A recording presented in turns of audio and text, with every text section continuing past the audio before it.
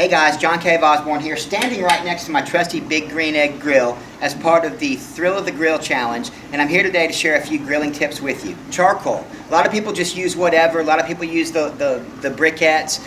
Obviously, the quick start stuff's a no-no because it makes your meat taste like lighter fluid, but even the stuff that's not quick start, it's bound together by chemicals. And I think that those chemicals actually contaminate the flavor of the food. That's why I prefer to use 100% all-natural lump wood. It's just that. It's 100% natural wood, and what it does is enhance the flavor of your food versus contaminating it.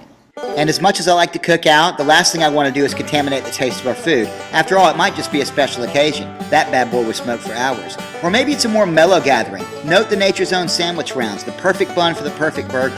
I'll grill anything, y'all, like teriyaki salmon atop a cedar plank, or a couple of pork tenderloins, or chicken. These guys were accentuated with some cherry wood. And see that little thing that this guy's sitting on? It's called a sitting turkey, and you need to get one. Fill it up with apple juice or beer, because grilling's all about getting creative, as evidenced by these wings, which got their zip from a World Harbor's marinade and a Dr. Pepper drip pan. But tonight, I'm going to keep it simple and go with a classic, a couple of New York strips. The biggest tip I can give you for strips starts before you're grilling. Buy superior meat, at least 1 inch thick. Strips that thick and meat that thick in general give you a much better chance of having tender, succulent meat on the inside. Let that meat come down to room temperature. It takes about an hour. Room temperature meat cooks more evenly throughout. Also, you got great meat, so get out of its way. Don't come up with any fancy marinades for meat this good. All you need, little olive oil, little cracked pepper, little kosher or sea salt right before you put them on the grill.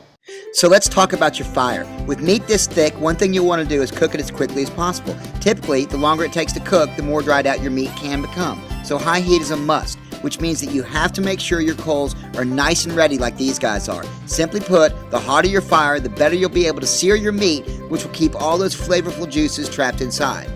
Now, I like a bit of char on my steak, and if you do too, then I recommend you sprinkle a few new coals on top of the burning ones, as the hot bed underneath will cause them to flame up, and you can use those flames to kiss the meat.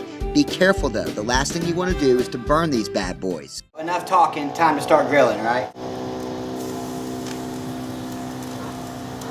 I totally got these bad boys where I want them. The flame's been high, I've got the flame down now it's just super hot. Oh my, these look really good. Oh man, these turned out just the way I like them. Just a little bit of char on the outside. Gonna let them sit for 5 minutes and see how they taste.